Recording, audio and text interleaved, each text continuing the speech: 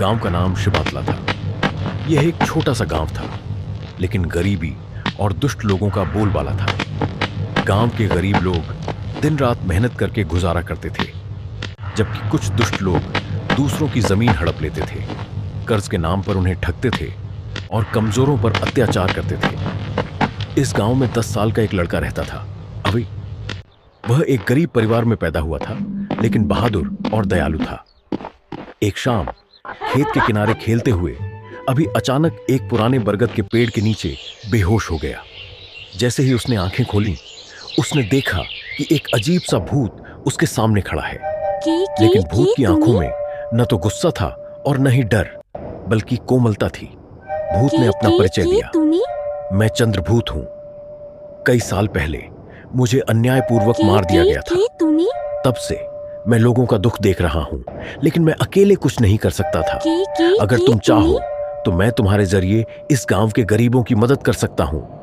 हालांकि अभी डरा हुआ था, फिर भी उसने हिम्मत करके सिर हिलाकर सहमति जताई। उस दिन से एक अजीबोगरीब सफर शुरू हुआ। रात का अंधेरा छाने पर अभी को मानो एक अलग ही शक्ति प्राप्त हो गई। चंद्रभूत उसमें प्रवेश कर उसकी मदद करता। अभी उस शक्ति का इस्तेमाल गरीबों के घरों में खाना पहुंचाने, किसी की खोई हुई गाय वापस लाने और किसी बदमाश की अलमारी से किसी के कर्ज के कागजात निकालकर आग में जलाने के लिए करता। सबसे आश्चर्यजनक बात यह थी कि जब कोई बदमाश कुछ गलत करता तो चंद्रभूत भयानक रूप धारण करके उसे सजा देता। किसी की लाठी अचानक उसके हाथ से छूट जाती, कोई भूतिया हंसी सुनकर बेहोश हो जाता और कोई देर रात अपने घर में बंद हो जाता। एक दिन गांव के सबसे चालाक आदमी हरिपद ने अभी का राज उजागर करने का फैसला किया।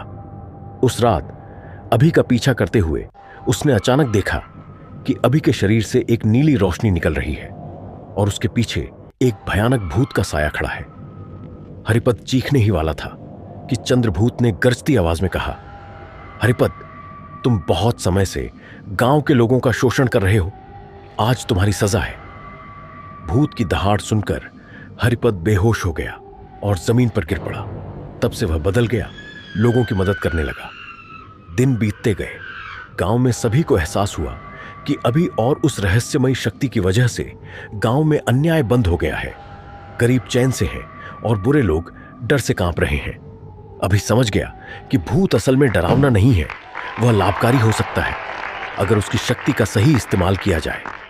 गांव के लोग एक एक करके कहने लगे, हमारे गांव में एक कल्याणकारी भूत है जो गरीबों की रक्षा करता है।